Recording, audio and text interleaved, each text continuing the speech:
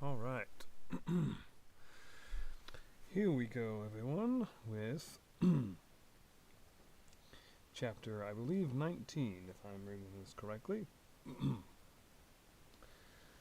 As soon as Ben saw the colors, he came to a halt, stopped me by the arm, and sat down. "Now," said he, "there's your friend, sure enough."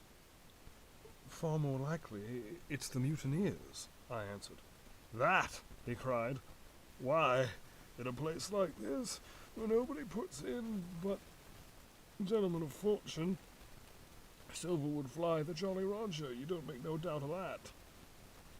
"No, that's your friends. There's been blows, too, and I reckon your friends had the best of it. And here they are ashore in the old stockade, as was made years and years ago by Flint. Ah, he was the man to have a headpiece, was Flint. Barrin' rum, his match were never seen. He were afraid of none, not he, only Silver. Silver was that genteel." "Well," said I, "that may be so, and so be it. All the more reason that I should hurry on and join my friends." "Nay, mate," returned Ben, "not you. You're a good boy, or I'm mistook, but you're only a boy, all told. Now, Ben Gunn is fly. Rum wouldn't bring me there, where you're going. No, rum wouldn't, till I see you're born gentleman, and gets it on his word of honor, and you won't forget my words. A precious sight, that's what you'll say, a precious sight more confidence, and then nips him." And he pinched me the third time with the same air of cleverness. "And when Ben Gunn is wanted, you know where to find him, Jim, just where you found him today.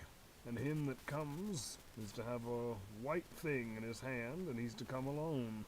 Oh, and you'll say this: Ben Gunn, says you, has reasons of his own." "Well," said I believe I understand. You have something to propose, and you wish to see the squire or the doctor, and you're to be found where I found you. Is that all?" "And when, says you?" he added. "Why, from about noon observation to about 6 bells." "Good," said I. "And now may I go?" "You won't forget?" he inquired anxiously. "Precious sight, and reasons of his own, says you. Reasons of his own, that's the mainstay, as between man and man. Well then," still holding me, "I reckon you can go, Jim. And Jim, if you was to see Silver, you wouldn't go out to sell Ben Gunn. Wild horses wouldn't draw it from you. No, says you. And if them pirates camp on shore, Jim, what would you say but there'd be widders in the morning?" Here he was interrupted by a loud report, and a cannonball came tearing through the trees and pitched in the sand not 100 yards from where we two were talking. The next moment each one of us had taken to his heels in a different direction.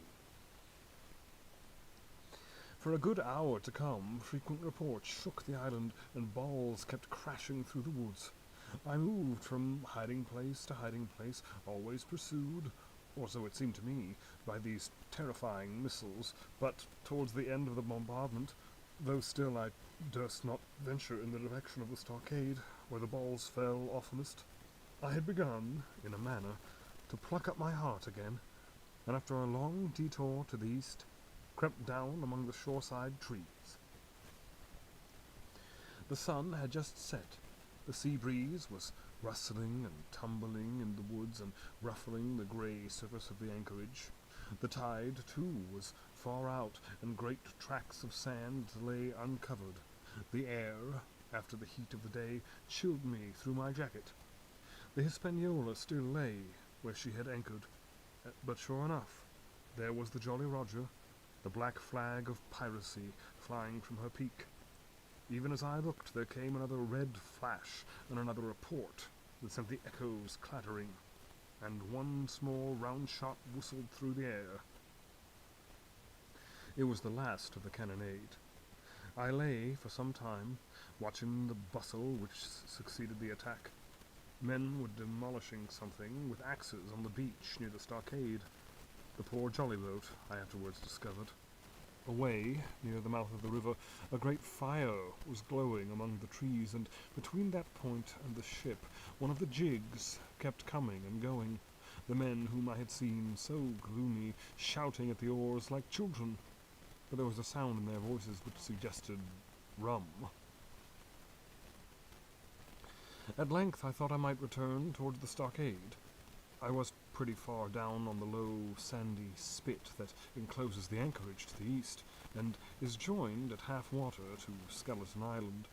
And now, as I rose to my feet, I saw some distance further down the spit, and rising from amongst low bushes, an isolated rock, pretty high, and peculiarly white in colour. It occurred to me that this might be the white rock of which Ben Gunn had spoken, and that some day or other a boat might be wanted, and I should know where to look for one.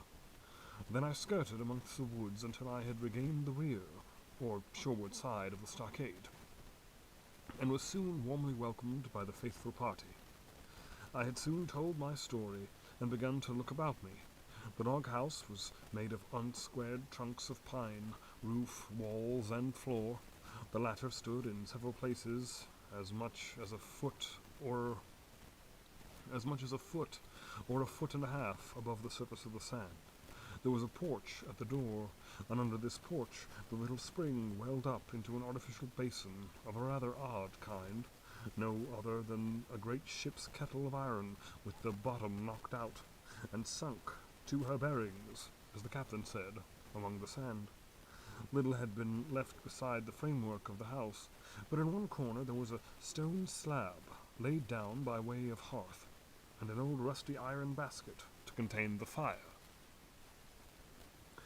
The slopes of the knoll and all the inside of the stockade had been cleared of timbers to build the house, and we could see by the stumps what a fine and lofty grove had been destroyed. Most of the soil had been washed away or buried in drift after the removal of the trees. Only where the streamlet ran down from the kettle a thick bed of moss and some ferns, and little creeping bushes were still green amongst the sand, very close around the stockade, too close for defence, they said, the wood still flourishing high and dense, all of fir on the land side, but towards the sea with a large admixture of live oaks. The cold evening breeze, of which I have spoken, whistled through every chink of the rude building, and sprinkled the floor with a continual rain of fine sand.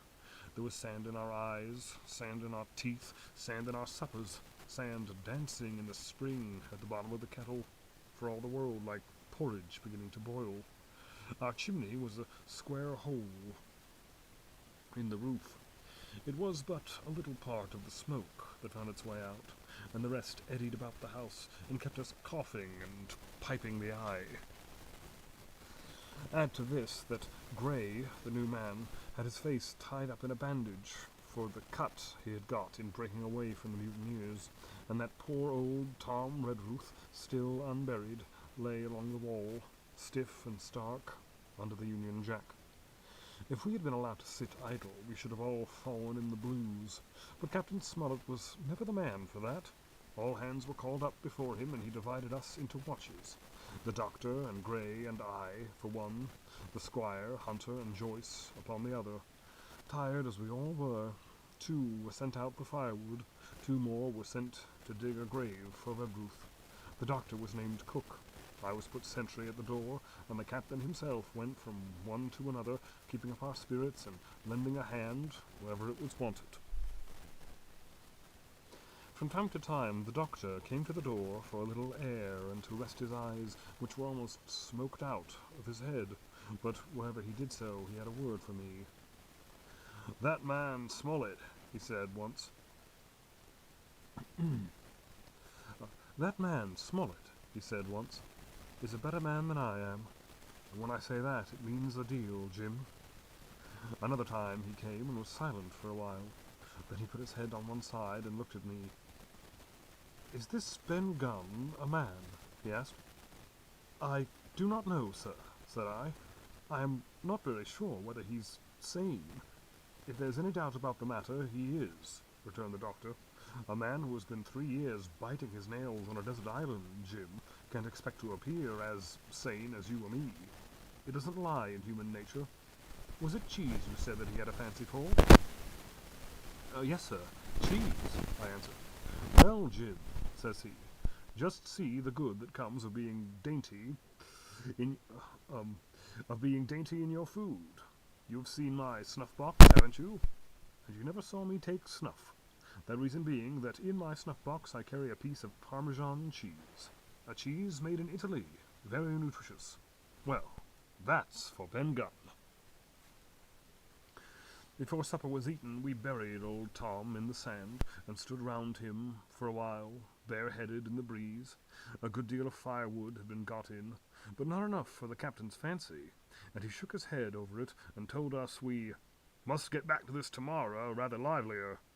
Then, when we had all eaten our pork, and each had a good stiff glass of brandy grog, the 3 chiefs got together in a corner to discuss our prospects. It appears they were at their wits' end for what to do, the stores being so low that we must have been starved into surrender long before help came. But our best hope, it was decided, was to kill off the buccaneers until they hauled down their flag or ran away with the Hispaniola. From 19, they were already reduced to 15. 2 others were wounded, and one, at least, the man shot beside the gun, severely wounded. If he were not dead, every time we had a crack at them, we were to take it, saving our own lives with the extremest care. And besides that, we had 2 able allies, rum and the climate. As for the first, although we were about half a mile away, we could hear them roaring and singing late into the night. And as for the second, the doctor staked his wig that, camped where they were in the marsh and unprovided with remedies, the half of them would be on their backs before a week. So, he added, if we are not all shot down first, they'll be glad to be packing in the schooner. It's always a ship, and they can get to buccaneering again, I suppose. First ship that ever I lost, said Captain Smollett. I was dead tired, as you may fancy, and when I got to sleep, which was not until after a great deal of tossing, I slept like a log of wood. The rest had long been up and had already breakfasted and increased the pile of firewood by about half as much again when I was awakened by a bustle and the sound of voices. Flag of truce, I heard someone say, and then immediately after, with a cry of surprise, Silver himself! And at that, up I jumped, and rubbing my eyes ran to a loophole in the wall. Sure enough... I'm sorry, I skipped this. Chapter 20. Silver's Embassy. Sure enough, there were 2 men, just outside the stockade, one of them waving a white cloth, the other, no less a person than Silver himself, standing placidly by. It was still quite early, and the coldest morning that I think I ever was abroad in, a chill that pierced into the marrow. The sky was bright and cloudless overhead, and the tops of the trees shone rosily in the sun. But where Silver stood, with his lieutenant, all was still in shadows, and they waded knee-deep in a low white vapor that had crawled during the night out of the morass. The chill and the vapor, taken together, told a poor tale of the island. It was plainly a damp, feverish, unhealthy spot. Keep indoors, men, said the captain. 10 to 1, this is a trick. Then he hailed the buccaneer. Who goes? Stand or we fire. A flag of truce, cried Silver. The captain was in the porch, keeping himself carefully out of the way of a treacherous shot, should any be intended. He turned and spoke to us. The doctor's watch is on the lookout. Dr. Livesey, you take the north side, if you please. Jim, the east. Gray, west. The watch below. All hands to load muskets. Lively men and careful. And then he turned again to the mutineers. And what do you want with your flag of truce? He cried. This time it was the other man who replied. "Captain Silver, sir, to come on board and make terms," he shouted. "Captain Silver? Don't know him. Who's he?" cried the captain. And we could hear him adding to himself, "Captain, is it? My heart, and here's promotion." Long John answered for himself. "Me, sir. These poor lads have chosen me captain, after your desertion, sir." Laying a particular emphasis upon the word desertion. "We're willing to submit, if we can come to terms, and no bones about it. All I ask is your word, Captain Smollett, to let me safe and sound out of this here stockade, and 1 minute to get out of a shot before a gun's fired." "My man," said Captain Smollett, "I have not the slightest desire to talk to you. If you wish to talk to me, you can come. That's all. If there is any treachery, it'll be on your side, and the Lord help you." "That's enough, Captain," shouted Long John cheerily. "A word from you is enough. I know we're gentlemen, and you may lay to that." We could see the man who carried the flag of truce attempting to hold Silver back. Nor was that wonderful, seeing how cavalier had been the captain's answer. But Silver laughed at him aloud and slapped him on the back, as if the idea of alarm had been absurd. And then he advanced to the stockade, threw over his crutch, got a leg up, and with great vigor and skill succeeded in surmounting the fence and dropping safely to the other side. I will confess that I was far too much taken up with what was going on to be of the slightest use as sentry. Indeed, I had already deserted my eastern loophole and crept up behind the captain, who was now seated himself on the threshold, with his elbows on his knees, his head in his hands, and his eyes fixed upon the water as it bubbled out of the old iron kettle in the sand. He was whistling to himself. "Come, lasses and lads." Silver had terrible hard work getting up the knoll. What with the steepness of the incline, the thick tree stumps, and the soft sand, he and his crutch were as helpless as a ship in stays. But he stuck to it like a man in silence, and at last arrived before the captain, whom he saluted in the handsomest style. He was tricked out in all his best. An immense blue coat, thick with brass buttons, hung as low as to his knees, and a fine laced hat was set upon the back of his head. "Here you are, me man," said the captain, raising his... "Here you are, me man," said the captain, raising his head. "You had better sit down." "You, ain't a-going to let me inside, Captain?" complained Long John. "It's a main cold morning, to be sure, sir, to sit outside upon the sand." "Why, Silver," said the captain, "if you would please to be of an honest man, you might have been sitting in your galley. It's your own doing.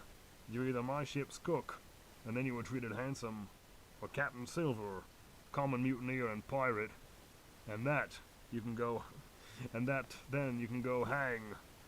"Well, well, Captain," returned the sea cook, sitting down as he was bidden on the sand. "You'll have to give me a hand up again, that's all. A sweet, pretty place you have of it here. Ha! And there's Jim! The top of the morning to you, Jim. Doctor, here's my service. Why, there you all are together, like a happy family, in a manner of speaking." "If you have anything to say, my man, you better say it," said the captain. "Right you were, Captain Smollett," replied Silver. "Duty is duty, to be sure. Well, now, you look here. That was a good lay of yours last night. I don't deny it was a good lay. Some of you pretty handy with a handspike end, and I'll not deny it either, but what some of my people was shook. Maybe all was shook. Maybe I was shook myself. Yeah, that's why I'm here for term. But you mark me, Captain. It won't do twice by thunder. We'll have to do sentry go, and ease off a point or so on the rum. Maybe you think that we were all at a sheet to the wind's eye, but I tell you, I was sober.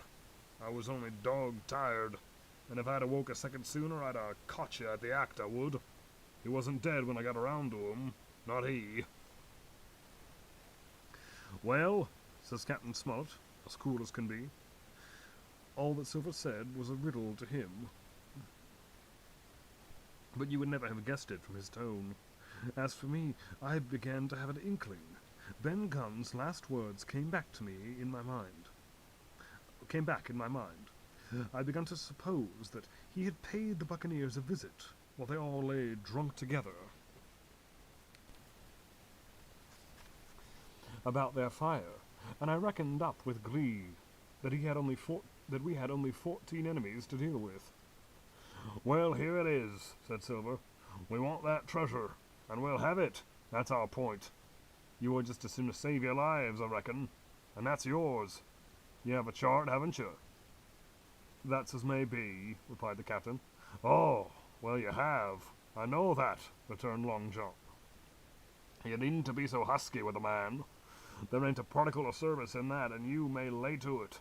What I mean is, we want your chart. Now, I've never meant you no harm myself." "Well, that won't do with me, my man," replied the captain. "We know exactly what you meant to do, and we don't care for now, you see. You can't do it." And the captain looked at him calmly and proceeded to fill a pipe. "If Abe Gray," Silver spoke out. "Avast there!" cried Mr. Smollett. "Gray told me nothing, and I asked him nothing. And what's more, I would see you and him and his whole island blown clean out of the water into blazes first. So there's my mind for you, my man, on that." This little whiff of temper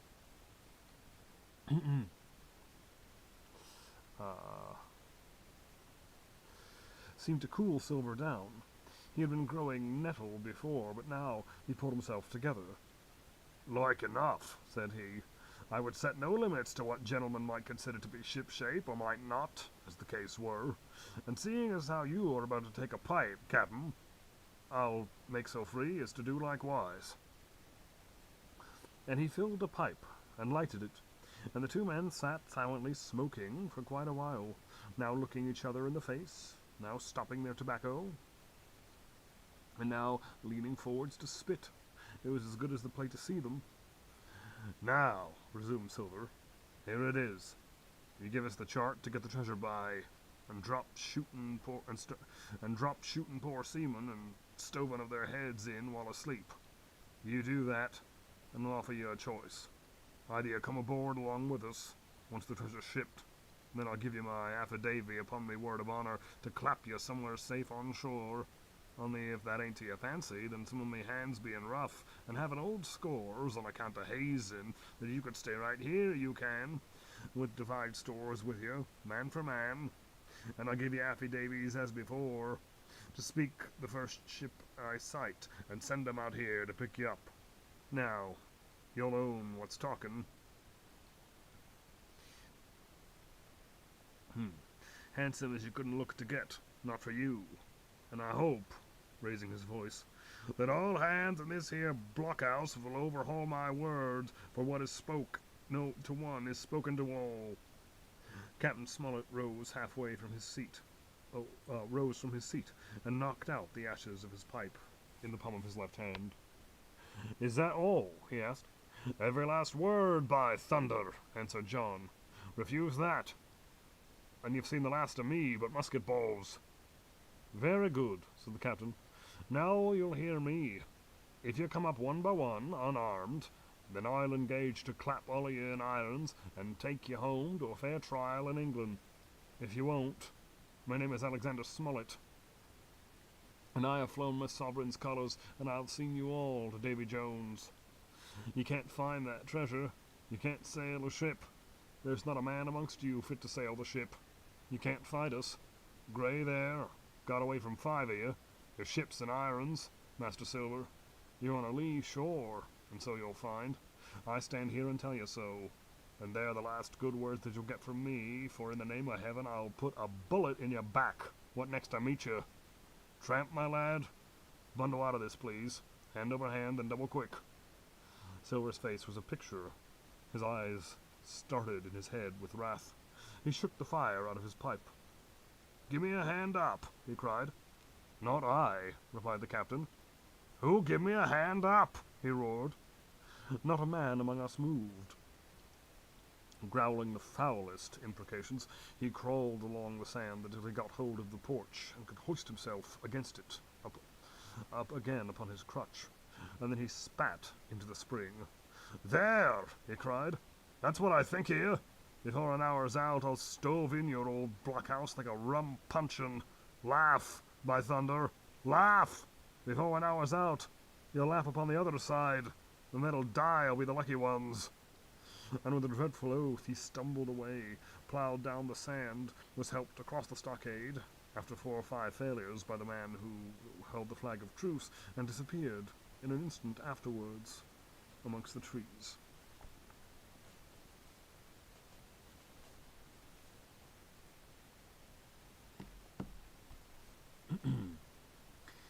Chapter 21.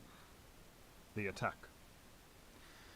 As soon as Silver disappeared, the captain, who had been closely watching him, turned towards the interior of the house, and found not a man of us at his post but Grey. It was the first time we had ever seen him angry. "Quarters!" he roared. And then, as we all slunk back to our places, "Grey," he said, "I'll put your name in the log, as you stood by your duty like a seaman. Mr. Trelawney, I'm surprised at you, sir. Doctor, I thought you had worn a king's coat. If that is how you served at Fontenoy, sir, you'd have been better in your berth." The doctor's watch were all back at their loopholes. The rest were busy loading the spare muskets, and every one with a red face, you might be certain, and a flea in his ear, as the saying is. The captain looked on for a while in silence, and then he spoke. "My lads," he said, "I've given Silver a broadside. I pitched it in red hot on purpose, and before the hour's out, as he said, we shall be boarded. We're outnumbered, I didn't tell you that, but we fight in shelter, and a minute ago I should have said that we fought with discipline. I've no manner of doubt we can drub them if you choose." And then he went the rounds, and saw, as he said, that all was clear. On the 2 short sides of the house, east and west, there were only 2 loopholes. On the south side, where the porch was, 2 again, and on the north side, 5. There was a round score of muskets for the 7 of us. The firewood had been built into 4 piles, tables, you might say, one about the middle of each side, and on each of these tables some ammunition, and 4 loaded muskets were laid ready to the hand of the defenders. In the middle the cutlasses lay ranged. "Toss out the fire," said the captain. "The chill is past. We mustn't have smoke in our eyes." The iron fire basket was carried bodily out by Mr. Trelawney, and embers smothered amongst sand.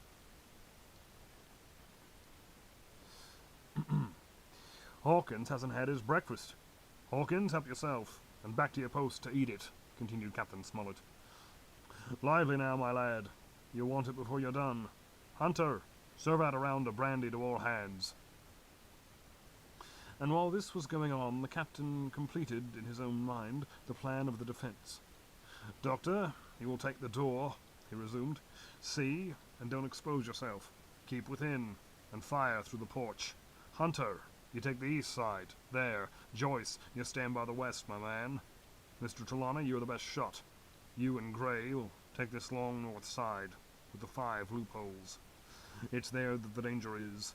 If they can get up to it, and fire in upon us through our own ports, then things will begin to look dirty. Hawkins, neither you nor I are much account for the shooting. We'll stand by to load and bear a hand." As the captain had said, the chill was past. As soon as the sun had climbed above our girdle of trees, it fell with all its force upon the clearing, and drank up the vapors at a draught. Soon the sand was baking, and the resin melting in the logs of the blockhouse. Jackets and coats were flung aside, shirts thrown open at the neck and rolled up to the shoulders, and we stood there, each at his post, in a fever of heat and anxiety. An hour passed away. "Hang them," said the captain. "This is as dull as the doldrums. Grey, whistle for a wind." and just at that moment came the first news of the attack. "If you please, sir," said Joyce, "if I see anyone, am I to fire?" "I told you so!" cried the captain. "Thank you, sir," returned Joyce with the same quiet civility.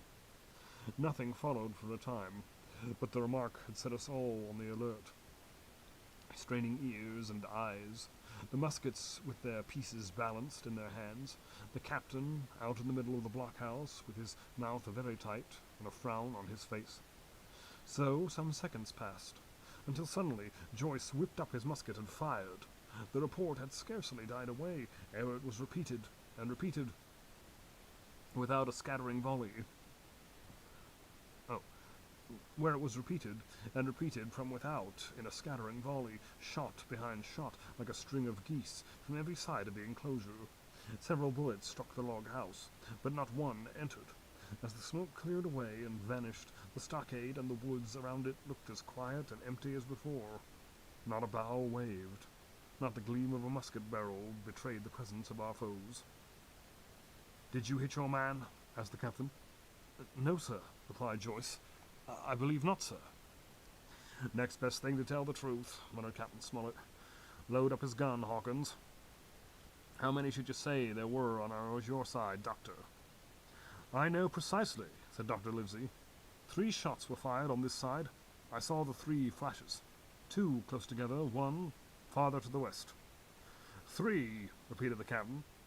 "And how many of yours, Mr. Trelawney?" But this was not so easily answered.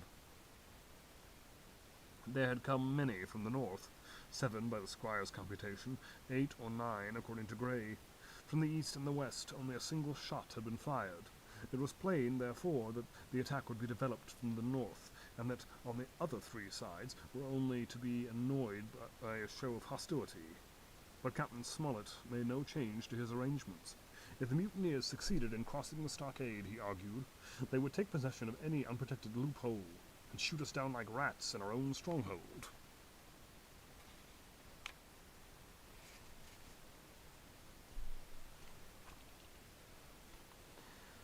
Nor had we much time left for us for thought.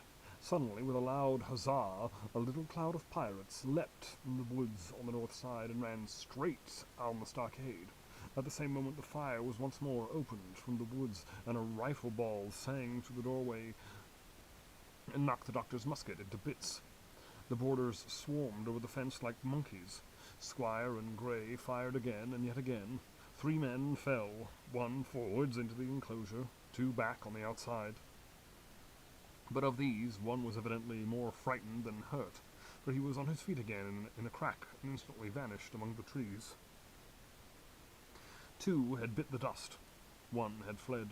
4 had made good their footing inside our defences, while from the shelter of the woods 7 or 8 men, each evidently supplied with several muskets, kept up a hot, though useless fire on the log house. The 4 who had boarded made straight before them for the building, shouting as they ran, and the men among the trees shouted back to encourage them. Several shots were fired, but such was the hurry of the marksmen that not one appears to have taken effect. In a moment the 4 pirates had swarmed up the mound and were upon us. The head of Job Anderson, the boatswain, appeared at the middle loophole. "Adam, all hands! All hands!" he roared in a voice of thunder. At the same moment another pirate grasped Hunter's musket by the muzzle, wrenched it from his hands, plucked it through the loophole, and with one stunning blow laid the poor fellow senseless on the floor. Meanwhile, a 3rd, running unarmed all around the house, appeared suddenly in the doorway and fell with his cutlass on the doctor. Our position was utterly reversed. A moment since we were firing under cover at an exposed enemy, and now it was we who lay uncovered and could not return a blow. The log-house was full of smoke, to which we owed our comparative safety. Cries and confusion, the flashes and reports of pistol shots, and one loud groan rang in my ears. "Out, lads, out, and fight 'em in the open! Cutlasses!" cried the captain.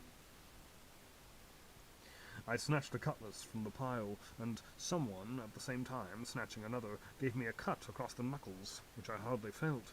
I dashed out of the door into the clear sunlight. Someone was close behind, I knew not whom. Right in front, the doctor was pursuing his assailant down the hill, and just as my eyes fell upon him, beat down his guard and sent him sprawling on his back, with a great slash across the face.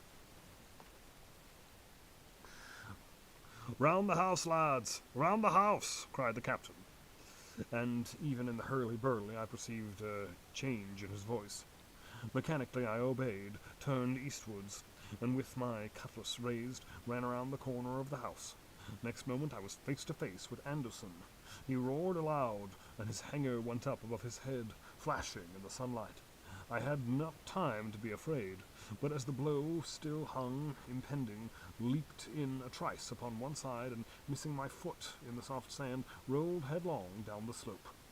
When I had first sallied from the door, the other mutineers had been already swarming up the palisade to make an end of us.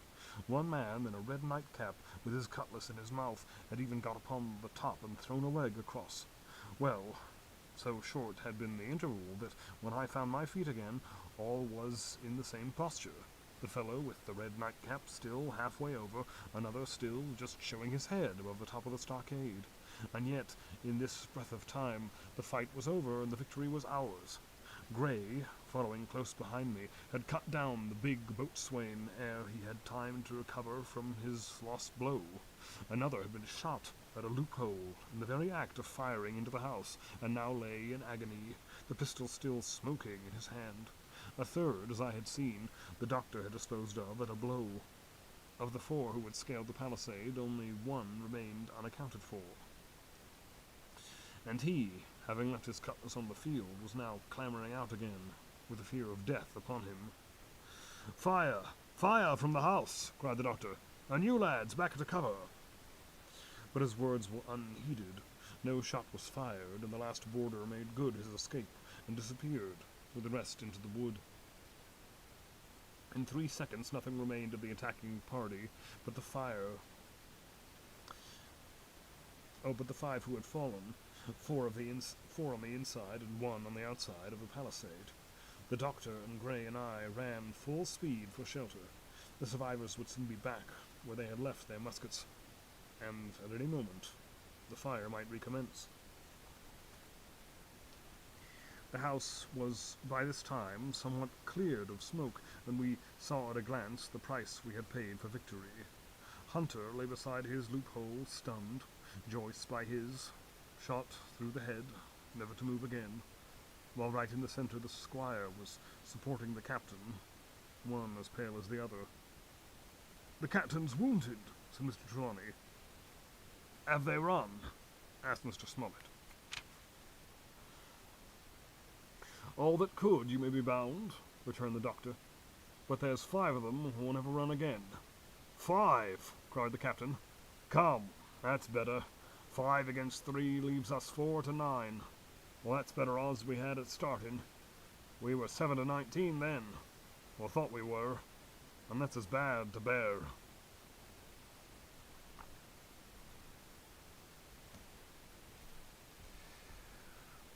All right, everyone, I'm going to have to call the chapter ending right there, and I hope everyone will join me again next week for the continuation of this story. If you like what I do here, please don't forget to share, subscribe, tell everyone about these, because I always love to read to more people. Okay. Hope everyone has a great day. Bye, everyone.